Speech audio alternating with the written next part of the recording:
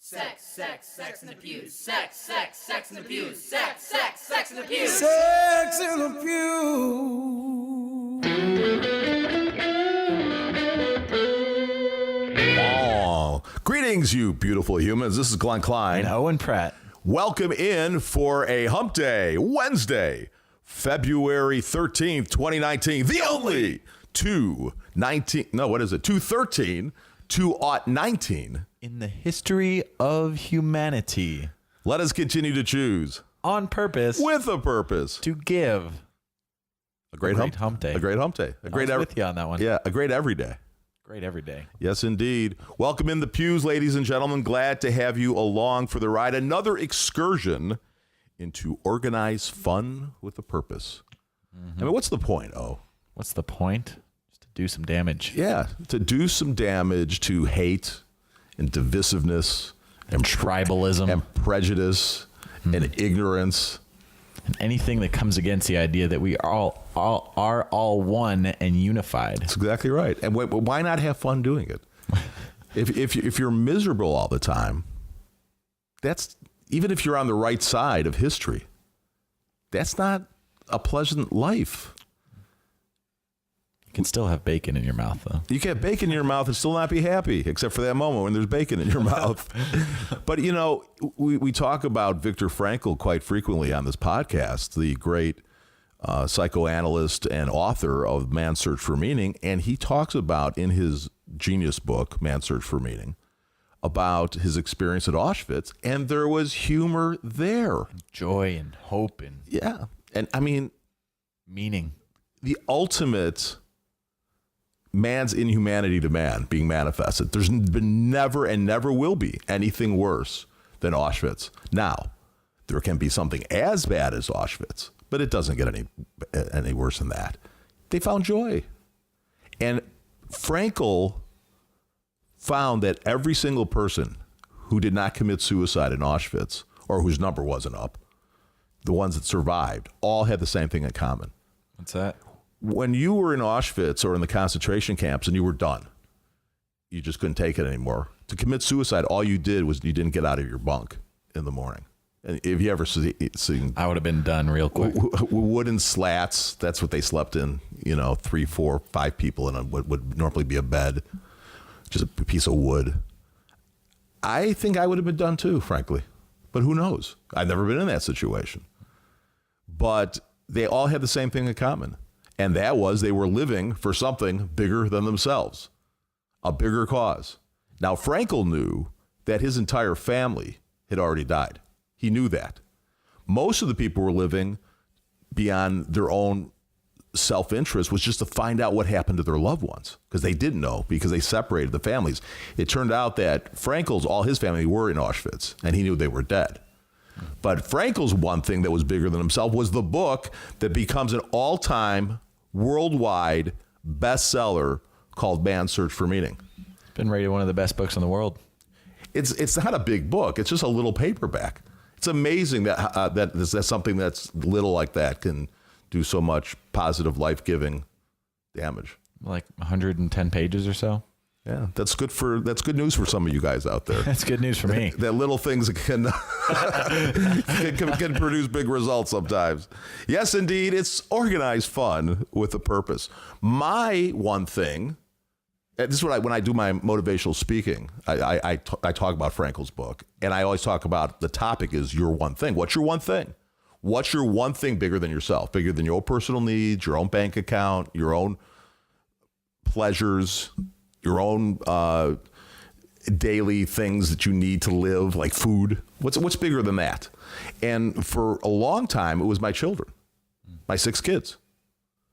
That was the thing that I was living that was bigger than myself, because I thought I owed that to them. I'm the one that decided to bring them into the world, me and Dawn. After they all grew up and they're all adults now, then I was like, all right, what's my next thing? I need a thing. See, Frankl realized that if you wanted to be happy, if you wanted to enjoy life, if you wanted to deal with stress effectively or suffering, he was suffering big time. But it was his concept that the human heart is designed to withstand and overcome even the most massive amounts of suffering. That if you have that one thing, that acts as a release. And so my one thing at that point, when my kids were grown, I decided that I was going to dedicate my life to see the destructive pillars of organized religion come down. And it's happening. What do you think those pillars are? Judgment, condemnation, ignorance, prejudice, insecurity. Those are some good ones right there. Those are some oldie but goodies. Shame. Guilt, shame. How many times we've talked to women on this program, and their whole thing is, I was shamed sexually. Women, generally speaking, consider sex a shameful act to this day. Now, not so much in your generation, thank God. We're getting there. Yeah. It's progress. But I mean, women,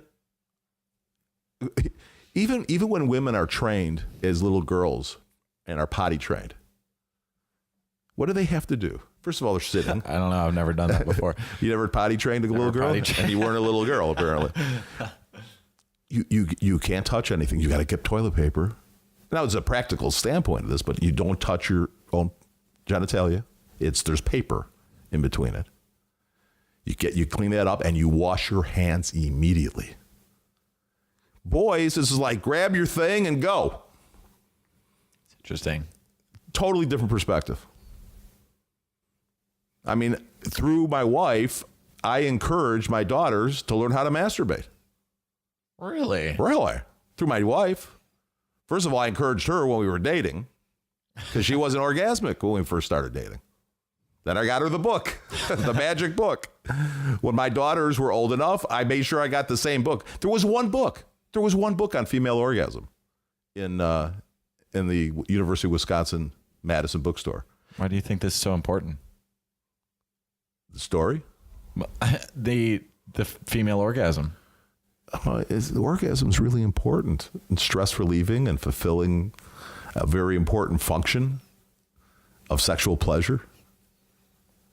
Only God could have thought of the clitoris. There's no biological imperative for a clitoris. That's the greatest example that that God exists, I think. That wasn't an evolutionary necessity. You go to Barnes and Nobles now, there's hundreds of books on female orgasm. Thank God. Thank God. Thank God for Oprah. Thank God for the Berman sisters. Reaching tens of millions of women with that information back in the 90s. We never talked about this. People are listening to this discussion right now and are feeling weird about it. That's my one thing. I want to tear down. I want to see it. Probably won't see it in my lifetime. But when you got the Pope questioning the Lord's Prayer, the validity, the accurate translation. Deliver us from temptation. Yeah. Then you're headed in the right direction, at least. Well, we're glad that you are along with us. We are definitely headed in the right direction. In the pews, Owen Pratt, Glenn Klein, and our special guest today is Susan Cottrell. She is a prominent voice for parents of faith of the LGBTQI children in our society. She's been featured on ABC's 2020 Nightline, Good Morning America, on NBC's News is Out, and on the Advocate magazine's nationally viral videos as their, quote, favorite affirming matriarch, unquote. She is an international speaker who was recently featured on the TED stage for 5,000 people at TED's Mile High. And that video has received, ready for this, Big O, nearly 500,000 views since being released last month. Wow. Through her non-for-profit organization, Freed Hearts, Susan champions the LGBTQI community and families with her authenticity and tender-hearted zeal. Well, we'll see about that momentarily. And now, ladies and gentlemen, the highlight of Susan Cottrell's media career. Please welcome in the pews, Susan Cottrell. Susan! Hello. It's great to be here. Thank you. Great to have you. How are you today? Very well, thank you. Where are you? Looking forward to this. Where are you today? In Austin, Texas. Austin, Texas is a great place to be Yes. from. Yes, I heard it's weird over there. it's weird. We try to keep it weird. Keep it weird in Austin. Have you ever been to Austin, Big O? I think I passed through on a road trip once. They never really were in Austin. No. Yeah. You've Austin, been in Portland, you've been in Austin. No, I'm just kidding. Austin is like a beacon of uniqueness in a world of weird Texas stuff. I mean, it's just like you can't even believe it's in the same state as Dallas or Houston sometimes. Yeah. Yep. You big Beto fan? Beto O'Rourke? Yes, absolutely. I think he headquartered out of Austin. Yeah. He did. There was a little cute commercial they made right down the street from us. They made it. It's very fun. Yeah, he's a tall, good-looking dude, isn't he? Yes. Kind of like my sidekick, Owen Pratt. They say, well, he lost. He was I think, a 3-term congressman from the El Paso area, and he lost his Senate race to Ted Cruz. Yes. And now they're talking about that he might run for president. Yes. And people will say, well, how could a failed Senate candidate become president? And I always, I hear people say that.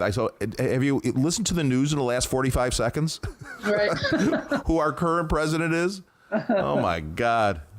Yes. How, based on what you do and just your reading of history and current events, how optimistic are you right now, Susan, about the country and where we're going?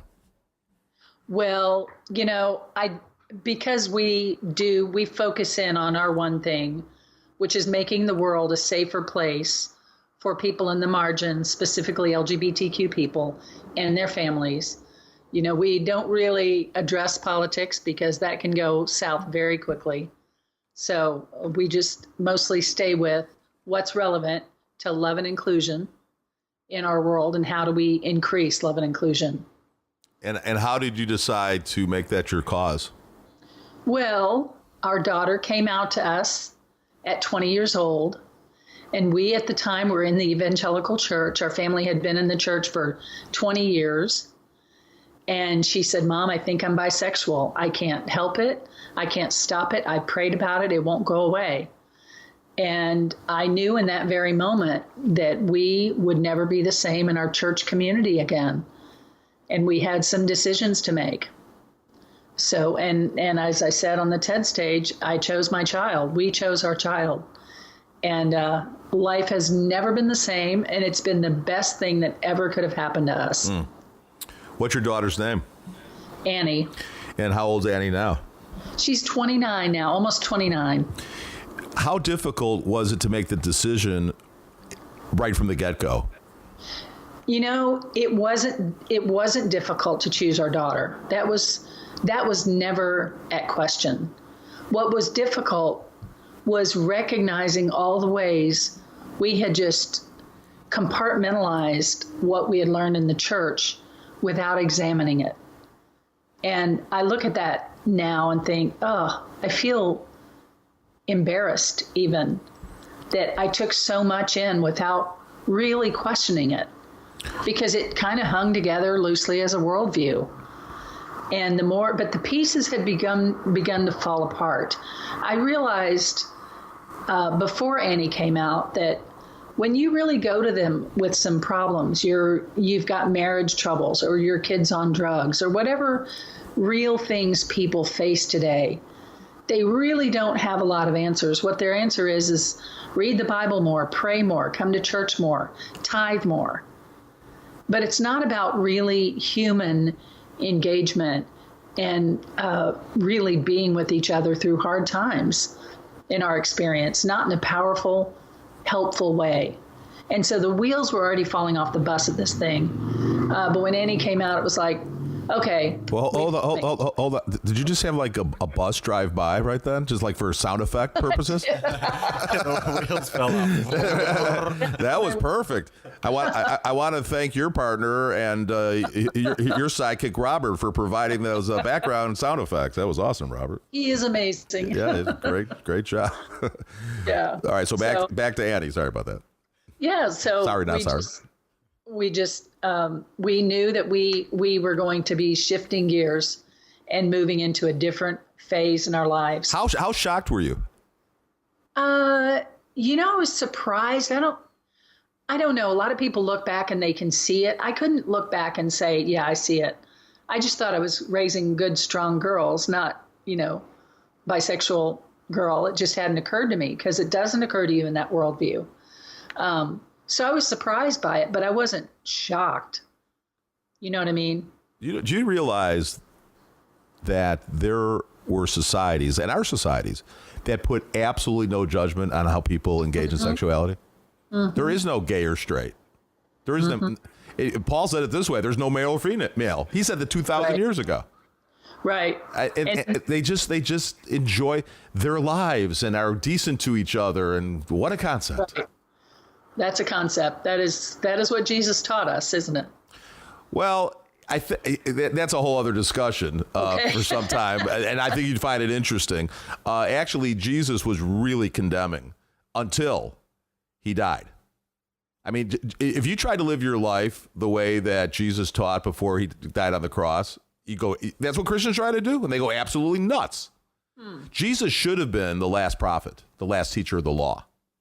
Right. The law should never have been dealt with again after he rose from the dead. And the story goes. Remember, Jesus was the one that said, if your right eye offends you, pluck it out. If your hand offends you, cut it off. He said, if you even think after a woman, you've committed adultery. Yes. He said, if you were angry with a brother, you had committed murder. Yes. That's not all fun and games, you know. I mean, but I view it completely differently.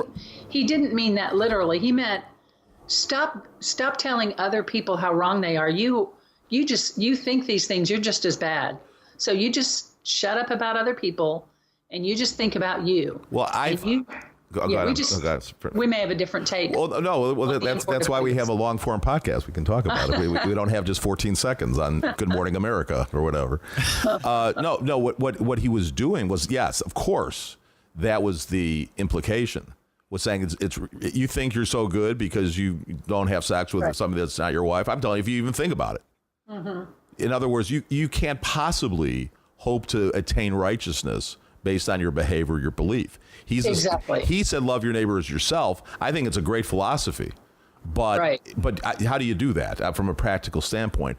Everything that we need, spiritually speaking, was given to us free, postage paid. Yes. God didn't ask us for our permission to make us righteous and perfect and holy and sinless. He just decided to do it. Yeah. That was his free will. Everybody's like, what's the will of God for my life? What's the will of God for my life? Here's the will of God, Christ. It's just, that was God's will. It's all encompassed in that message. And once you understand that, then you don't have to worry about what you do or don't do or who you hang around with or what you believe or don't believe. And the message on this side, remember, Jesus was the one that said, if you deny me before men, I'll deny you before the Father. He told Peter, he said, you're going to deny me 3 times before the cock crows. Peter did the same thing. Jesus gets resurrected, shows up walking through a wall. Doubting Thomas didn't just say, I don't believe. He said, I won't believe. He was defiant in his unbelief.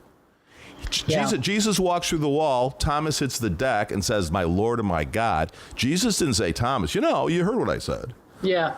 I told you that if you deny me before men, you're toast. Right, exactly. He said, no, come on up, check it out. You want to see proof? Here it is.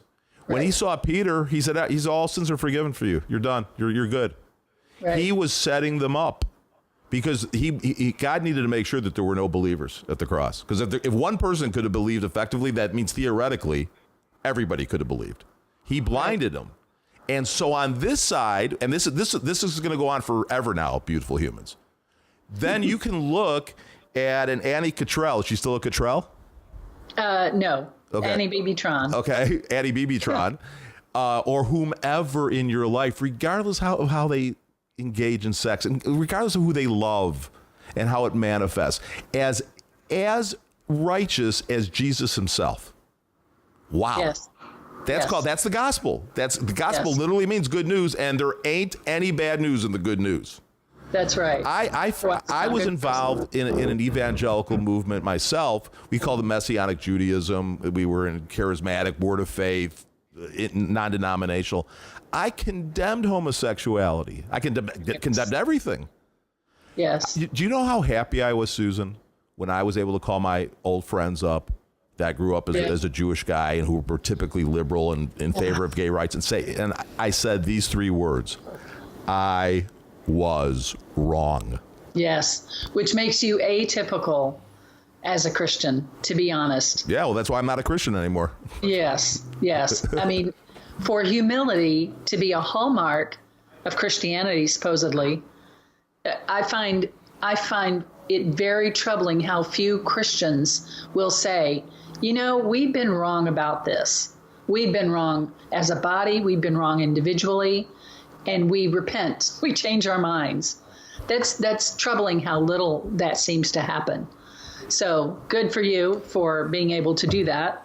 And there's freedom in that. There's so much freedom to say, gosh, we can embrace everybody and not worry about who's wrong and who's right and fixing people that we think are wrong. What a burden. Why would God give me the job to fix you and your sexuality? Yeah. Good heavens. You got enough to do on your own, I'm sure. Yeah, plenty on my own plate, which is what I, was referring to with him. He says, look, don't take on other people's plates. You've got your own plate full. You deal with that. So anyway, yeah. Yeah, she's Susan Cottrell. She is an amazing, beautiful human that we are honored to have on the show. It's called Sex in the Pews. This is Glenn Klein with Owen Pratt.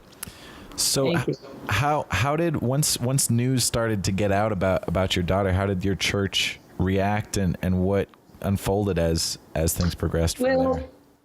Once she came out, it set me on a journey to try to discover what the heck is going on with all of this. Why is this such a big thing in the church? And I knew we'd never be the same. I knew the church would not embrace us if we, were fine with her. And the kids were already out of the house, so we weren't having to she wasn't going to that church. But I remember I thought, well, I don't know for sure they'll reject this. I'm going to test it with some friends. And I did the scientific method. And so I told some of my closest friends, women I had Bible study with, I talked to them about this, and their universal response separately was, it's a sin and you can't accept it. Like it's a job offer in Des Moines, and I can't accept it. Well, why would you want? Yeah, who would want to accept a job offer in Des Moines anyway? Really? But it's not that. It's my daughter, and how do you not accept it? What does that mean? No, Annie, you're wrong. And if you believe you are bi, then you're out of the family. What? And people do that, and it's crazy that you would do that to your child. To me, it's crazy. Oh, it's crazy, all right. Yeah. Religion is crazy. It's a form of mental illness for sure. It is, and it's crazy making too. Makes others around you crazy. Yes. So to listen to you. So how did it go from you experimenting with your friends to see how they would react to you getting brought on to Good Morning America?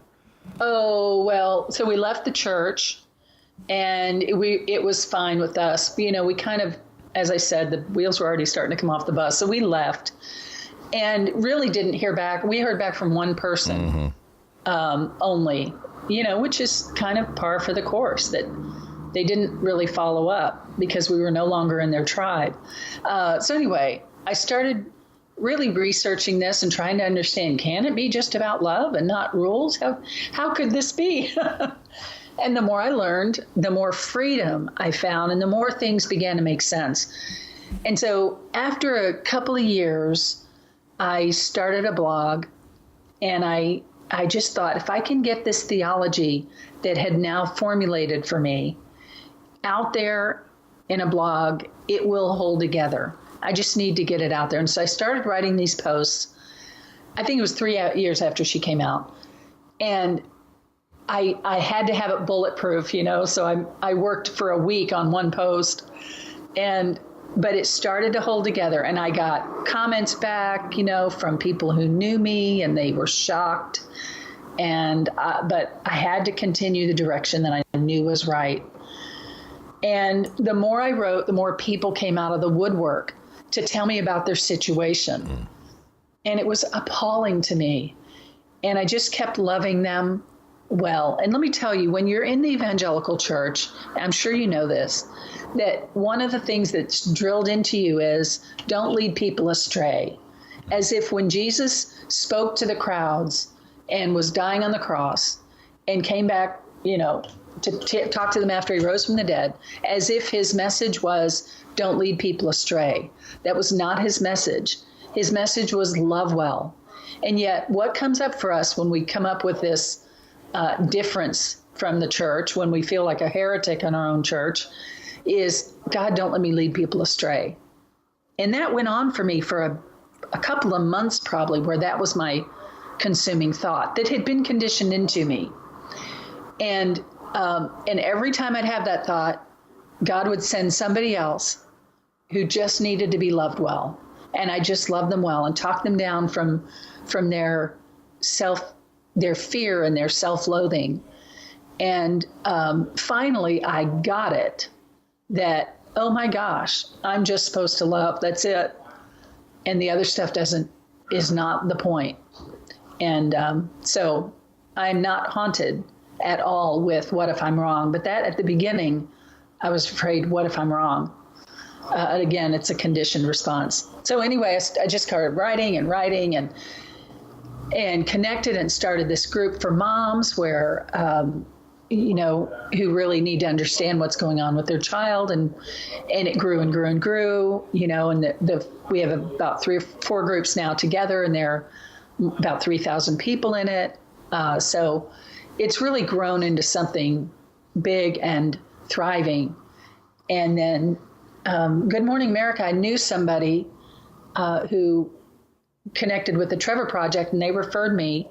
They referred this reporter to me, and the reporter found me, talked to Rob and me, and said, I feel like you hit the jackpot here with you guys and where you are. And that was nice to hear. And anyway, he put me on the show, and it was really exciting. That is really exciting. Yeah. She is Susan Cottrell. Her latest book is Be the Love You Want to See in the World. All of her books are critically acclaimed. Her husband, Rob, she and her husband, Rob, have been married for more than 30 years. They have 5 children. I beat you by 1, Susan. You did. And I always thought I wanted 6, but 5. We had 5, and then we adopted 1 to boot. Oh. And 2 of them are in the LGBTQI community. And what are your children's names, if you can remember? I can remember. They're Chris, Annie, Natalie, David, and Hannah. I have a Hannah. You do? Do you? Yeah, I do. She is number 1 daughter. She's an actress in Atlanta. Oh, nice. She's really, and she has so many wonderful gay friends. Of course she does. And her and her husband Angel. When Hannah and Angel got married about 6 years ago, they're high school sweethearts. They've been together since they were 16.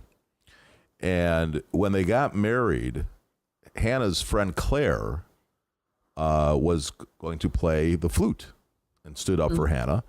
And we knew that Claire was transitioning. Mm-hmm. And she was totally accepted amongst all the friends and their peer group. But we didn't know that Claire, who is now Erin, would be getting dressed in her tuxedo with the guys. And she showed up to the guys' dressing room, and everybody looked around and were like, come on in, Claire, everything's good. And you know what? It was just fine. Nobody. That's great. Yeah, it was beautiful, and she did a great job. He did a great job on the flute. You guys just chill out, will you please? It's just, you ever noticed, Susan, that they don't freak out about people, I don't know, maybe eating ham or shrimp from the pulpit, or people being overweight, being gluttonous. There's 613 laws that God gave to Israel, not just 10. Yes. And homosexuality wasn't the only thing that was, quote unquote, an abomination. But the thing let me pause you. Sure. It wasn't homosexuality that was the abomination.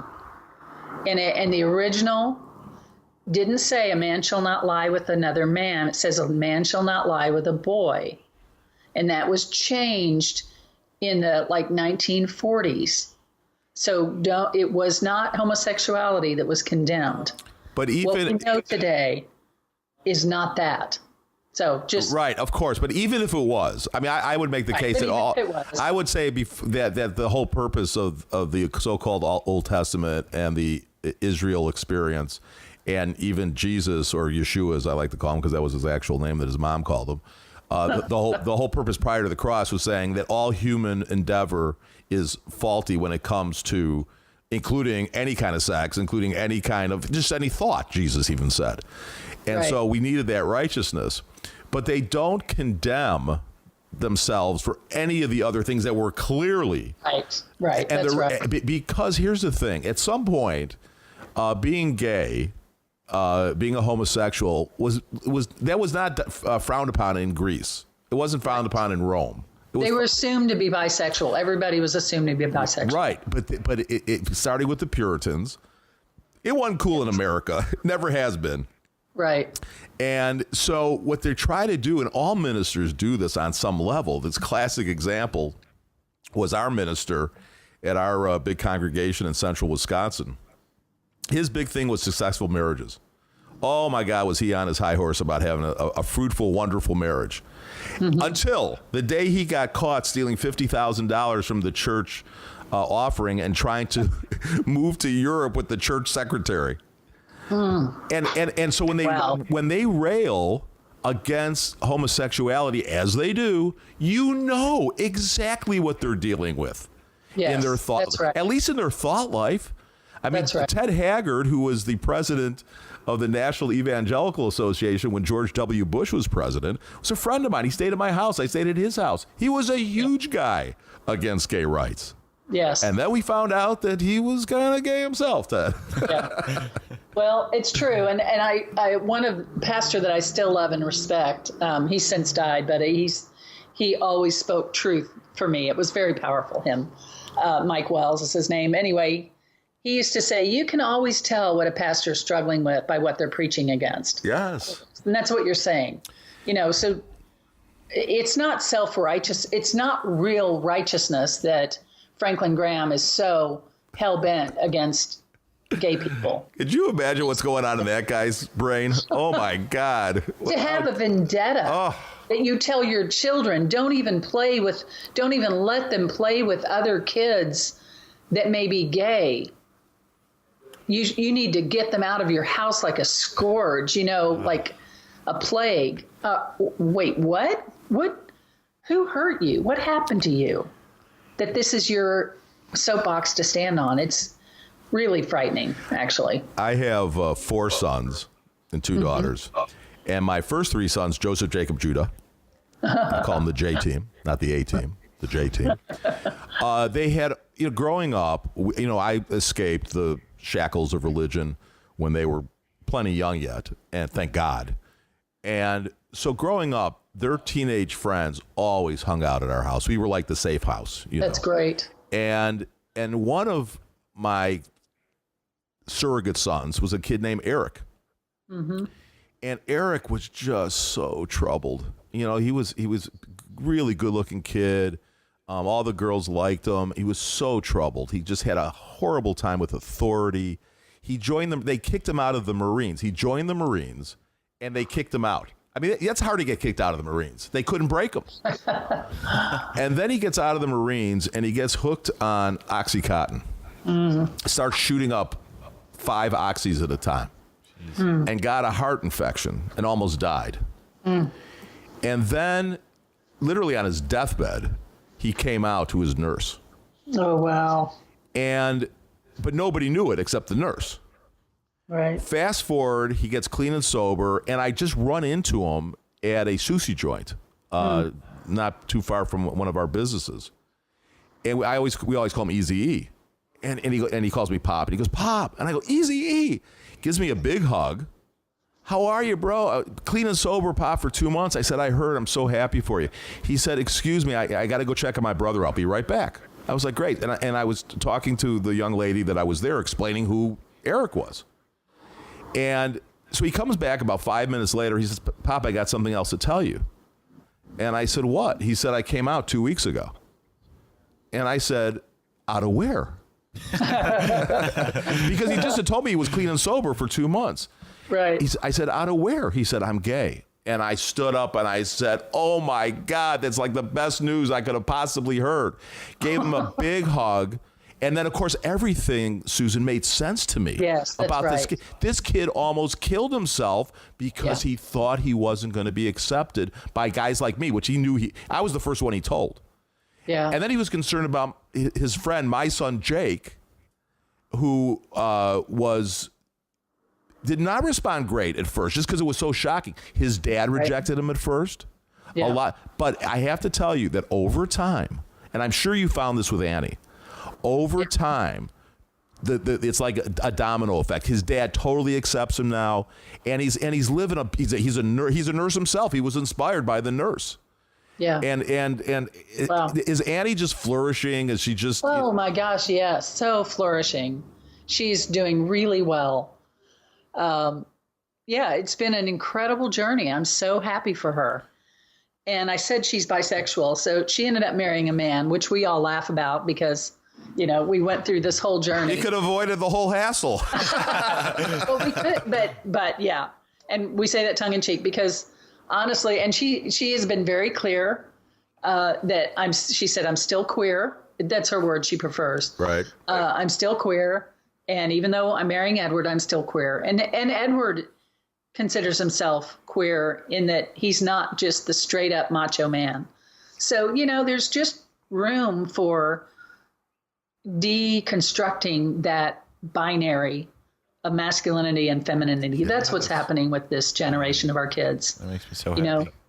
Which is very exciting. It's very exciting. You said you want to take the church apart, or however you said it. A big part of what's going on is this artificial construct of male and female. It's artificial because there are people that are both male and female, or neither male and female, intersex people. And they're, transgender people. It's not the clear box that people like to pretend it is. Not at all. Exactly. This is what we promote. If a man is masculine, which there still are some out there, or if a woman is feminine, vive la différence.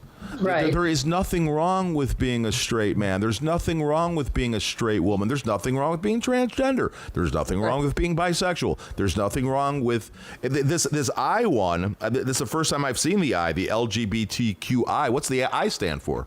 Yeah, intersex. And how do you define that? So that is people that are not born clearly male or female. Either the sex characteristics don't fall into male or female. It may be something that it could be a penis or it could be a clitoris. It's kind of in the middle size-wise, and they're not quite sure. And they used to just perform surgery to make it more distinguishable. And there's a whole movement now of survivors of those surgeries saying, please don't do this. This is unnecessary surgery. You're cutting into healthy flesh of an infant without their permission and doing the surgery that's not necessary. Let them come of age. And if they want to have surgery, they can. But those who escape the surgery don't want it generally. So anyway, that's, again, fitting people into a box. But intersex, and then there's also people that are born with male outward genitalia, but they have ovarian tissue inside. So it's not, or vice versa, female with testicular tissue inside. So there's a whole gamut between male and female. It's a spectrum. It's a constellation. Right. It's not a binary. And a lot of the ignorant people out there will say, yeah, but that's just so few people.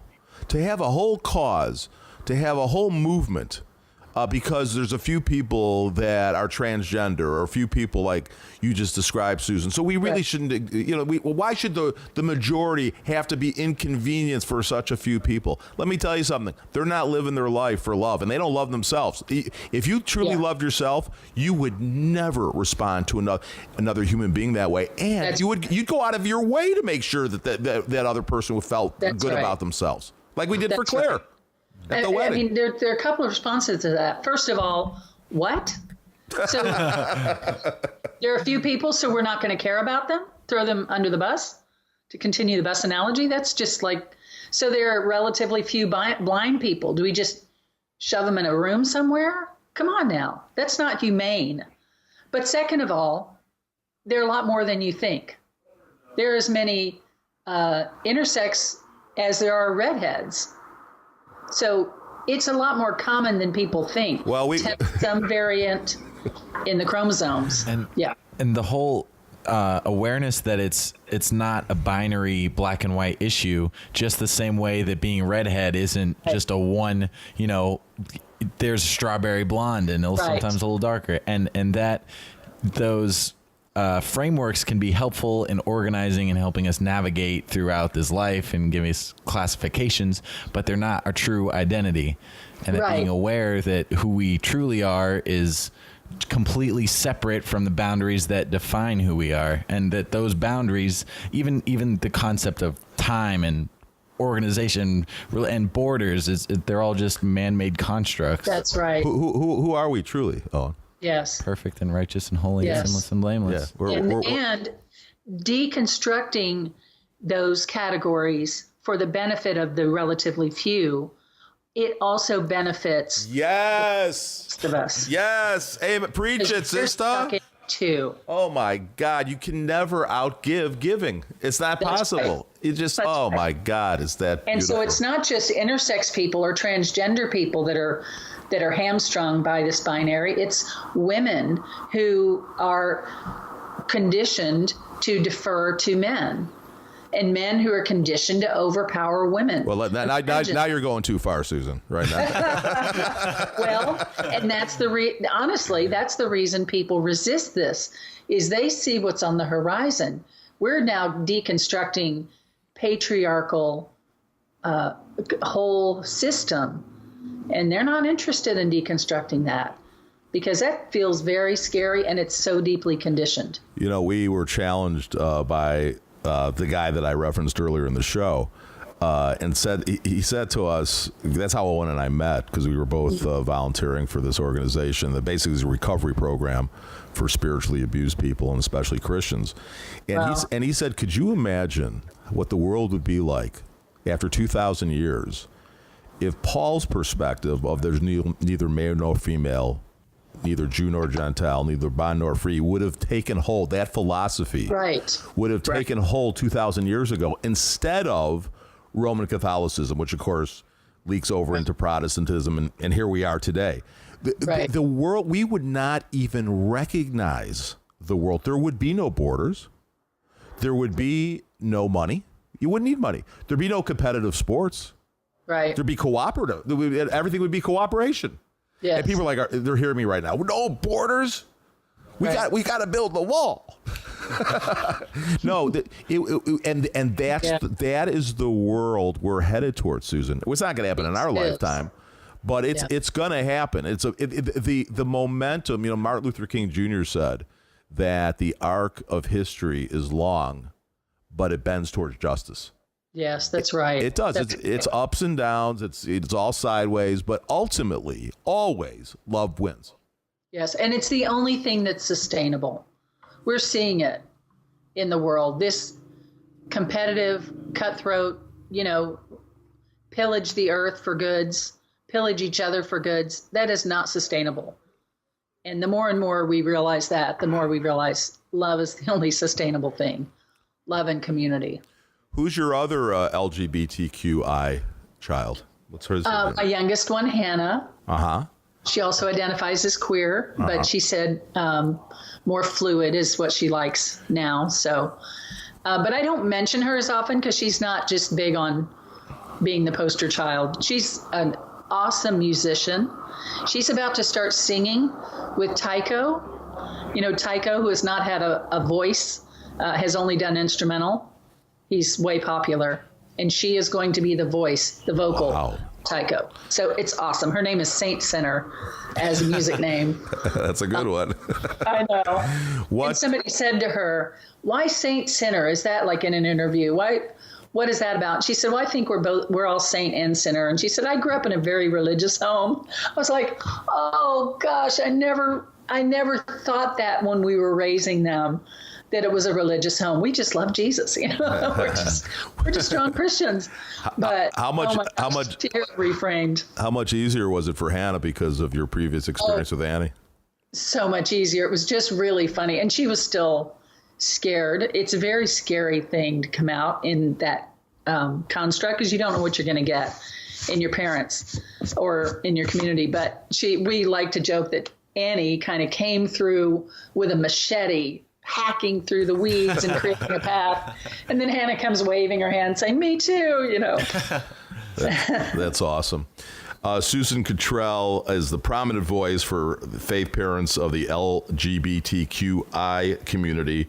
Her foundation with her husband, Rob, is called Freed Hearts. And, of course, it's freedhearts.org. What's your next big project on the horizon?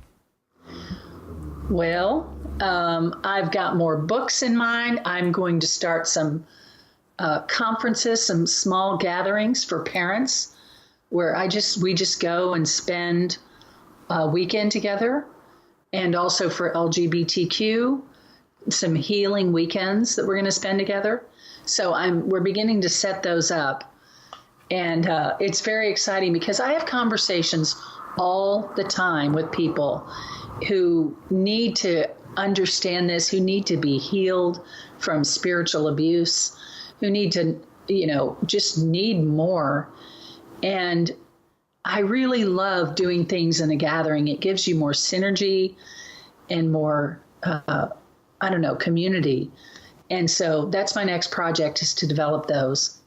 You got any grandkids yet? No grandkids yet. Well, we just had our first grandson, Connor Klein, and he's a redhead. Oh, he could have been intersex. And he wasn't, but he could be LGBTQ. That's you don't know. And it would be wonderful either way. Yeah, it's very exciting. When I'm such a supporter of equal rights, and Owen is too. Obviously, you are, for everybody. Everybody. What do you mean, yes. everybody? Everybody. Yes. When the Supreme Court ruled in favor of gay marriage, and that President Obama was still in the White House, and they lit up the White House in the rainbow colors, yeah. I thought that was awful. I know that obviously the LGBTQ community has been downtrodden forever in this country and throughout human history. But I thought, you know what? It was a little bit too much in the face of people who don't understand. And I think that you win a lot more people with compassion than you do with a big FU. Look what I can do. I can light up the White House in rainbow colors. Right. And I think for those of us, and I truly believe this, beautiful humans, for those of us on the right side of history, we were there. Mm-hmm. I wanted to be treated with respect, even though I was wrong. Yeah. And I think that for those of us who are trying to lead in whatever way we can, and especially a person like you that's so prominent, I think that's an important message that, it's one thing to be correct on an issue. It's another thing to be arrogant towards people that aren't there yet. Yes, that's true. It's a really good statement you're saying, because I'm asked a lot, actually, how do you even continue to have conversation without being really angry at these people? And the truth is, the people didn't condition themselves. They were conditioned in a system that was handed down through Christian history, through world history, that conditioned this kind of teaching of contempt. And, it's really hard to extricate yourself from your conditioning. And when you really think that's all there was to believe, it's hard to see something different. So I have a lot of compassion for people in that position. Yes. I mean, I feel bad for them. Yeah. The things that they must be dealing with emotionally and psychologically. I've got a date tonight with a woman that I met from... Shameless self-plug. It's back. I have a date tonight with a woman that I just met last week who's from Jamaica. And I told a very good friend that I had this date last night. And I know this guy really well. And I know he's a good guy. He's a wonderful man. Provider, just a giver. And I said I have this date with this woman from Jamaica, and here's what came out of his pie hole. He said, "Oh, you got a little jungle fever, do you?" Oh my gosh. Yeah. Now I know this person really well. One of my best friends ever. And I was like, dude, what the hell is that? Yeah. But he was raised in the South. Right. And I know it's not his heart. Yeah. And he backed off. But it's amazing what comes out of the mouths of people that are good people. Yes. Yes. And you have to educate. I mean, I just read something. Sassafras Lowry, I think, is the one who said it. She said, ultimately, it does fall on the oppressed to educate the oppressors. I mean, it shouldn't be our job. We want people to do their work, but ultimately it falls on us because we're the ones who understand it, and they need to be educated. But when we can say to somebody like that, you know, what you said, I'm not personally offended. That's not why I'm bringing it up. But what you said, that kind of talk has harmed a lot of people. Yes. It's a continuation of a harmful mindset. And so I wish you'd rethink what you're saying. Just think about what you're saying. That's a very nice way of saying it. I said to him, "What the F is wrong with you?" is what I said to him. That works too, depending on your relationship. You know, absolutely. Have you ever seen the movie Invictus? I didn't. Oh, no. my God. I highly recommend it. Okay. It's about Nelson Mandela. It's with Matt Damon and Morgan Freeman. Mm-hmm. Morgan Freeman plays Nelson Mandela. And the man, of course, was imprisoned under apartheid for over 25 years. And he becomes president of the country. Oh. And the Springboks rugby team was hosting the World Cup. And they wanted to disband the Springboks because it basically had represented white supremacy in the country in so many ways. And so the Africans, the South African blacks, took control. And he literally goes and makes the argument that we cannot do this. And they were like, these were your enemies. These are the people that imprisoned you. But Mandela said, if we don't forgive them, how can we ever win them over? Yeah. And he did. And South Africa won that Rugby World Cup. And it was an incredibly healing moment. It's a great movie. You get some popcorn and rent that with Rob. You guys have a wonderful date night. Yes, I will do that. It's true. It's true. We've got to meet people where they are. That's what we're asking other people to do with these marginalized communities, is meet them where they are. Yes. And you've got to meet the oppressor where they are, because that's the only place you can meet anybody, you know, and then help them understand what's going on. There was nobody that was more in favor of equal rights for gays and lesbians than I. On any issue. I mean, I think, you know, the gay and lesbian people want to be married. I think they have the right to be just as miserable as anybody else. I really think. No, but seriously, when I saw that White House lit up in the rainbow colors, it broke my heart. Yeah. Because I know that there are a lot of Christians out there who just think that their country is slipping away from them. Right. And then because the people that are in favor, or what I would say are on the right side of history on this issue, flaunted it, then just a little less than 2 years later, we have President Donald J. Trump. Right. And it's not just a coincidence. Yeah. These people are righteous too. They're holy too. They are one too with us. Right. They deserve to, just based on that, they deserve to be respected. Right. To the degree that you're disrespecting another person in your life, beautiful human, is to the degree that you don't respect yourself. Right. If you understand that you truly are one. Mm-hmm. And that's what's so powerful about people like Nelson Mandela and MLK, who we were watching a documentary about MLK just last night. And one of the most, it's still in my head that there's this image of, and it was just a passing little shot, B-side of a shot, and but there's a little protest going on. But one of the African Americans that was protesting was holding a sign, and it said, "Let's break bread together." And I think just that bridge building, wanting to connect and just share something that's universal and true to the human experience across the board, without condemning, without and I think that may be something that a lot of the issues that the country is facing right now, I don't like to make too pejorative as statements, but is maybe that kind of connective, just loving, forgiveness based humility of just wanting to make peace and love. In that documentary, Susan, on Martin Luther King Jr., highly recommend. It was an HBO production called King in the Wilderness. Oh, wow. You see a very optimistic Martin Luther King Jr. struggling early on in the civil rights movement. And by the end, he's broken. Yes. I mean, he's depressed. His people that worked with him were just trying to figure out how to make him smile. That's where we started, ladies and gentlemen, on this show. Yeah. With being able to walk through this life of stress and hassle and heartache and tragedy. It's just constant suffering. But on purpose. With a purpose. To give a great day. That way, you can...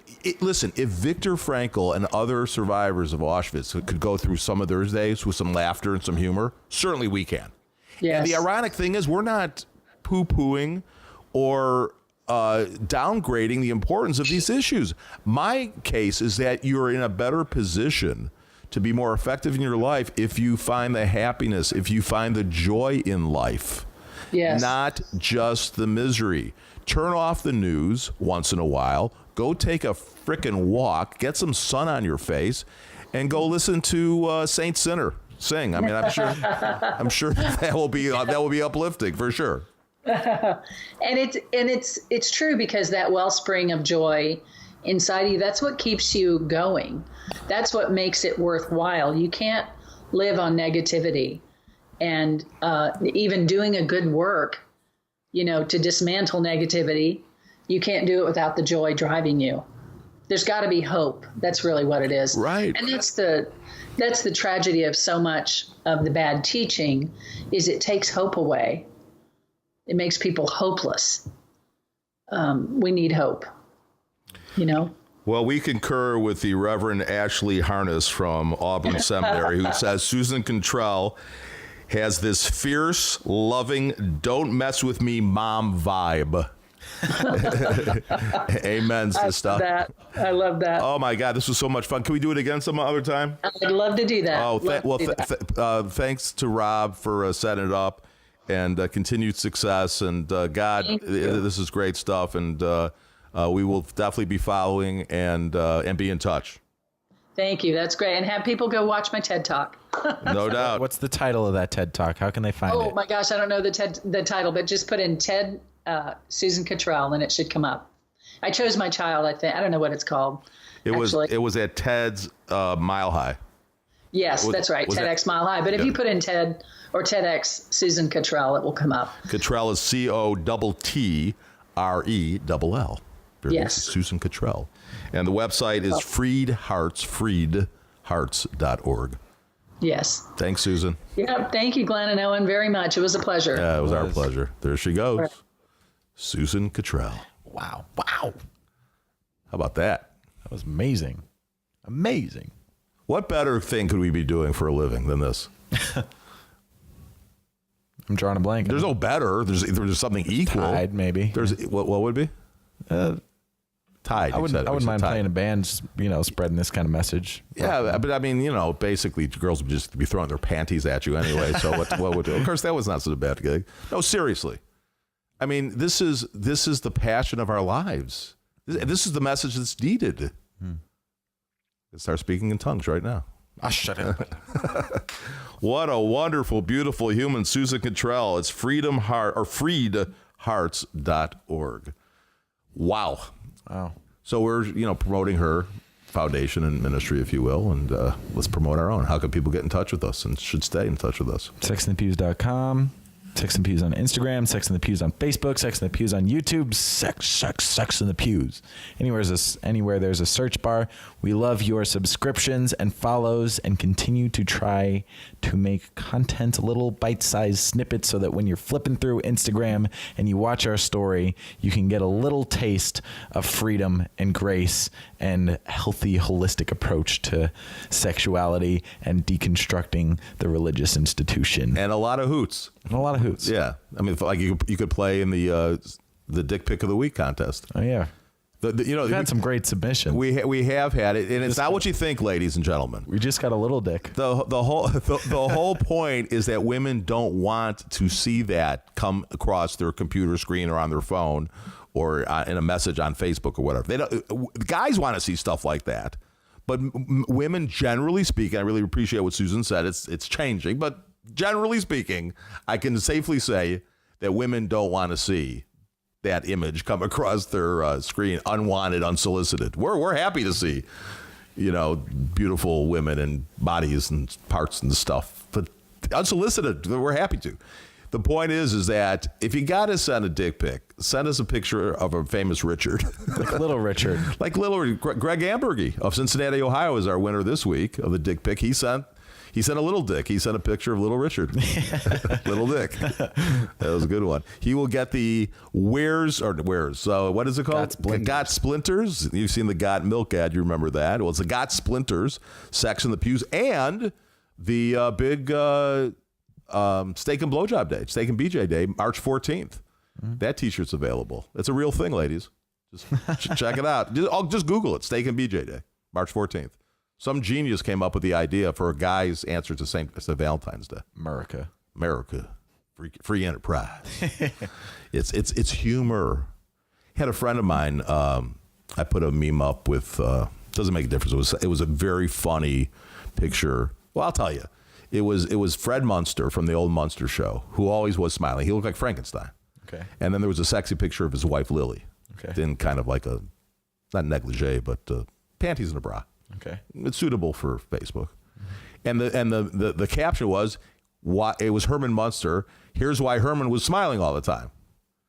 And a friend of mine, a female friend of mine, writes me this whole long message saying that this is objectifying women and she takes offense to this and all this stuff. In the meantime, she posts one sexy picture of another on Facebook. And I wanted to say, hypocrisy much? And, all right, here's what I wanted to say. It was a joke. You may not think it's funny. I thought it was hilarious. So did a lot of people. Shit test, perhaps? Yeah, that's exactly what it was. She was shit testing me. And guess what my response to it was? Nothing. It didn't deserve a response. Why? She wanted to fight. I didn't want to fight. I wanted to say, are you out of your gourd? That's what I wanted to say. But I was like, no. Don't. It's just, if you don't think it's funny, fine. It's funny, though. Check it out on my Facebook page. Herman Munster. You remember the Munsters? No. Nope. Do you remember the Addams Family? Yeah. That was a Wednesday. The daughter? Yeah. Tuesday. Or was it Wednesday? It was Wednesday.